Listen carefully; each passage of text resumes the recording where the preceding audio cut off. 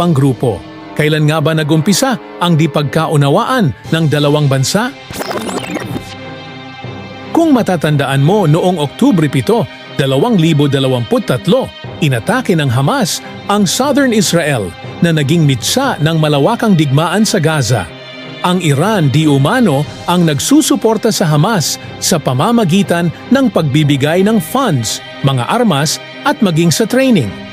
Ayon sa taong 2020 US Department of State report, nagbibigay ang Iran ng $100 milyong kada taon sa Palestinian militant group including Hamas.